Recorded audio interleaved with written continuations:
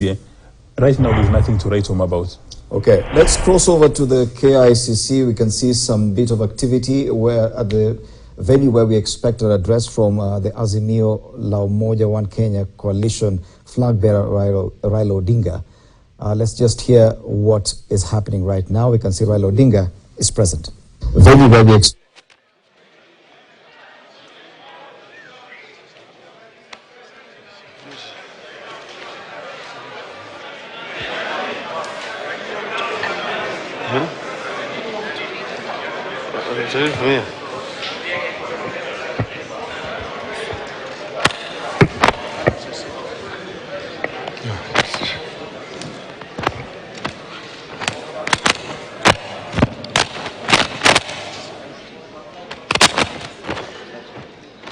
Members of the Fourth Estate, ladies and gentlemen, good afternoon.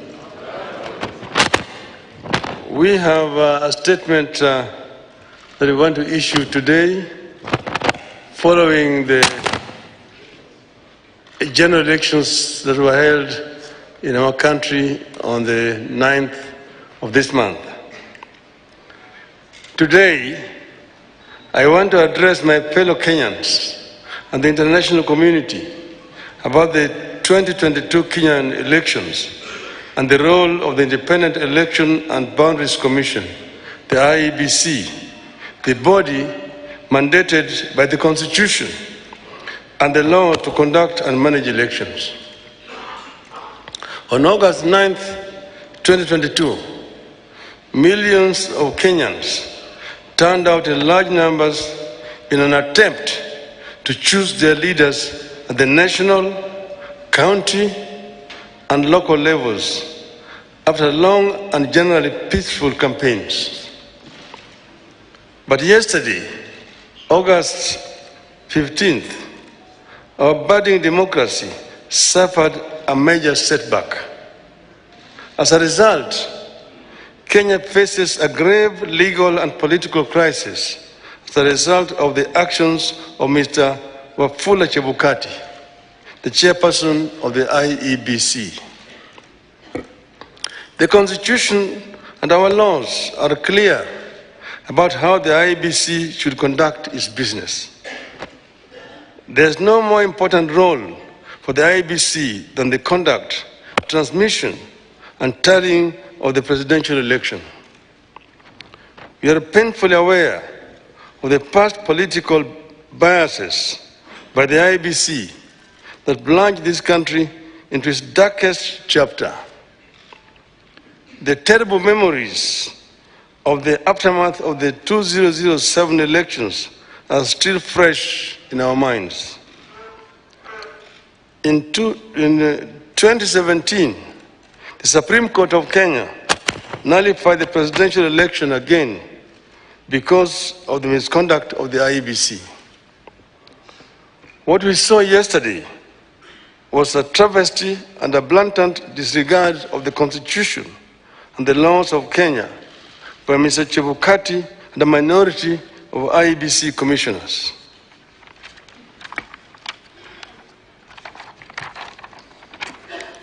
The law is clear on the role of the chairperson of the IEBC. The law does not vest in the chairperson the powers of a dictator to rule the IEBC unilaterally. The IEBC is structured as a democratic institution in which decisions must be taken either by consensus or by a vote of the majority. The chairperson and a tiny minority of commissioners have no legal authority to take weighty decisions and proclaim them as the rulings of the IEBC. The law on the IEBC provides that unless a unanimous decision is reached, a decision on any matter before the Commission shall be by a majority of the members present and voting. I want to repeat. Unless a unanimous decision is reached, a decision on any matter before the Commission shall be by a majority of the members present and voting. In addition, the Court of Appeal in the Maina Kiai case ruled, and I quote again, reiterate, as we conclude, that there is no doubt from the architecture of the laws we have considered that the people of Kenya did not intend to vest or concentrate such sweeping and boundless powers in one individual, that is the chairperson of the appellant. That is why I and Azimio La Umoja One Kenya and the nation at large were shocked yesterday to learn that Mr. Chebukati alone decided to pronounce himself on the supposed winner of the 2022 presidential elections. We understand that only Mr. Chebukati alone had access to the tally of the presidential vote. He denied all the commissioners access to that information until he suddenly appeared before the commissioners in the late afternoon to present them with a fait accompli.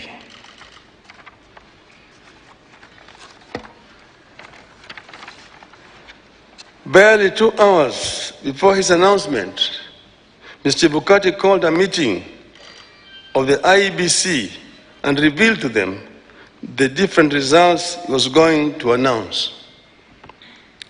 4 of the 7 protested Mr. Chebukati's actions. But Mr. Chebukati, whose mind appeared made up, did not entertain any discussion of the results, precipitating a walkout by a majority of the commissioners, who promptly denounced the results at a press conference. We know what happened next. A majority of the commissioners walked out and held a press conference where they denounced the results. Our view in Azimio is clear. The figures announced by Mr. Chebukati are null and void.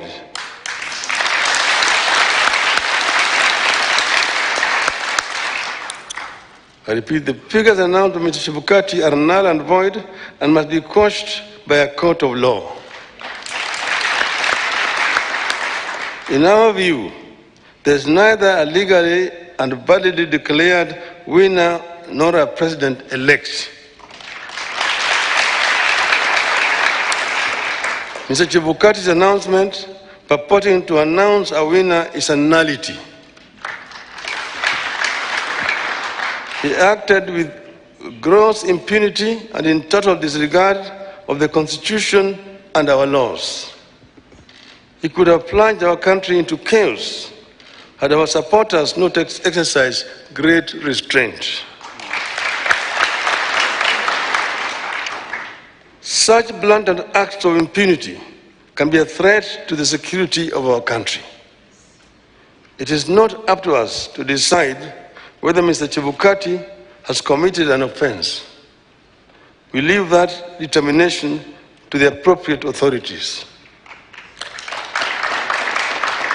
But for avoidance of doubt, I want to repeat that we totally and without reservations reject the presidential results announced yesterday by Mr. Chebukati.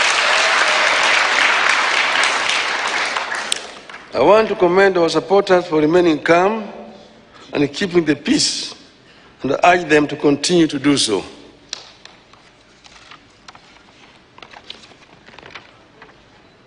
Let no one take the law into their own hands. We are pursuing constitutional and lawful channels and processes to invalidate Mr. Chebukati's illegal and unconstitutional pronouncement. We are certain that justice will prevail. I want to further commend the heroism of the 4 commissioners, the majority of the IEBC, who stood up to the bullying and the illegal conduct of Mr. Chebukati. We are proud of them and ask them not to fear anything. Kenyans are with them. Today, I do not want to fully address our strategies going forward, but suffice it to note that we will be pursuing all constitutional and legal options available to us. We will do so because we regard the many flaws in the elections and the wrongs committed by the IEBC as fatal to the process and the outcome announced by Mr. Chebukati. We urge Kenyans and the friends and partners of Kenya abroad to stand tall and be counted as we seek to advance the ideals of democracy and an open society that we have always stood for. We will pursue justice for our supporters and for all Kenyans so that their choices are respected and honored. May God bless you and may God bless Kenya.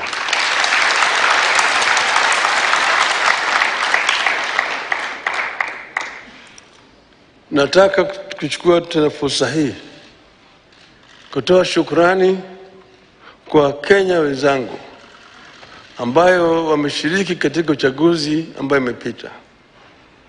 Wameonyesha ujasiri, wameonyesha uzalendo na upendo kwa nchi yao. Wakenya kila mahali walijitokeza wakapiga kura kwa njia ya amani. Na sasa yale ambayo yalibaki ni tume ya uchaguzi kuhakikisha kwamba ile ndoto ya Wanakenya imeheshimiwa. Tumegundua hitilafu ambayo imefanyika katika IEBC ambayo imejaribu kutaka kukiuka yale ambayo Wakenya wenyewe walikuwa wamefanya. Tumeona yale ambayo imefanywa na yule mwenyekiti wa tume ya uchaguzi Bwana Wafula Chebukati kwa kujaribu kupindua ili uamuzi ya Wakenya. Anafanya hivyo bila kushauriana na wale wenzake ambaye wako pale pamoja na yeye katika tume ya uchaguzi. Sisi wana Kenya na wana Azimio tunapenda amani. Tunapenda umoja wa Kenya. Tunataka kuona kama Wakenya wameungana kama kitu kimoja. Ndio tunaongea juu ya Azimio la umoja.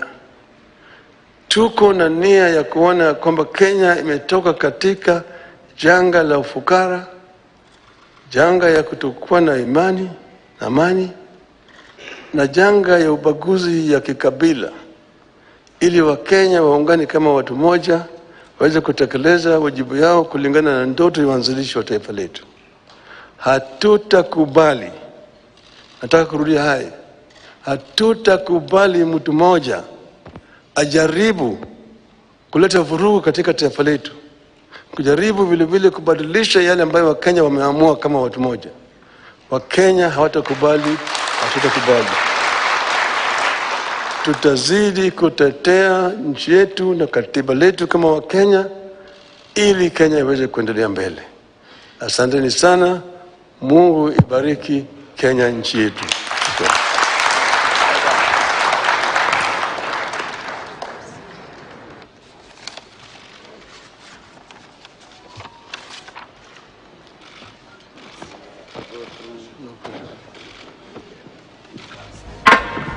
Niombe sote tusalie tumeketi tunapomruhusu Mheshimiwa Raila Amolo. Indeed, that is Raila Odinga, the Azimio la Umoja One Kenya Alliance Party presidential candidate, breaking his silence and speaking for the first time since yesterday when Wafula Chebukati, who is the presidential election returning officer, made that declaration of winner. And Raila there adding his voice to the dissent of the results as announced. And what he is saying is that the country is now risking being in a great legal and political crisis following what he says is the conduct of the IEBC chairman Wafula Chebukati, faulting the chairman for saying that only he, Mr. Chebukati, had access to the tally of the presidential vote. And of course, Raila was speaking just a few minutes after the 4 dissenting commissioners came out was opacity at the final phase of tallying the presidential election results.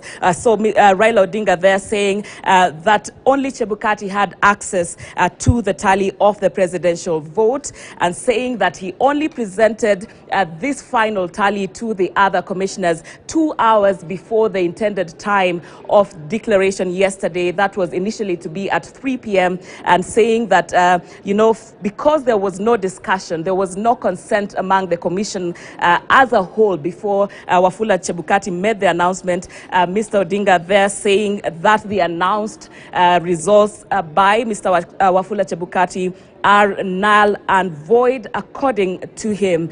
And he further says that Mr. Chebukati has committed an offense, that then he says that he leaves that procession of whatever happens following their allegations to the relevant authorities. Raila also saying and urging his supporters to remain calm and saying that they are looking to pursue the legal mechanisms that are in place to state their bone of contention and the issues that they are raising, casting doubt on the credibility of the presidential election results. So this is developing news right now. Raila just there, dissenting again to the election results, presidential election results, as was announced yesterday, saying to his supporters that they are seeking justice and that they will be pursuing all legal options that are available to them. So just the latest news reaching our news desk right now, that addressed by Raila Odinga. And at this point, I want to throw this conversation right back to Fred Indimuli and his panel. Of course, a lot coming out in these past few minutes regarding the presidential election vote. So I leave you with Fred to continue with this conversation. Thank you very much. My name is Sharon Momanyi.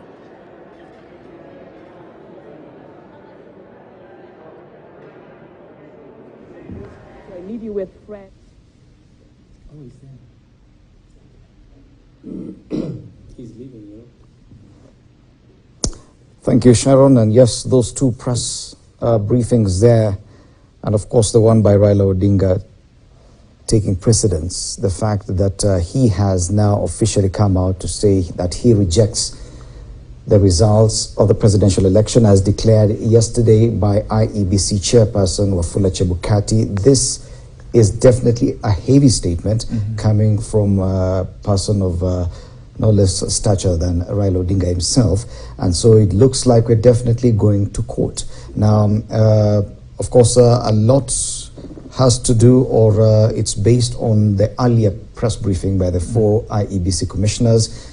It would appear a lot of the mathematics, the absurdity, but accusations that the IEBC chairperson worked alone and failed to include the rest of the team in coming up with a final declaration. What do you feel at this point?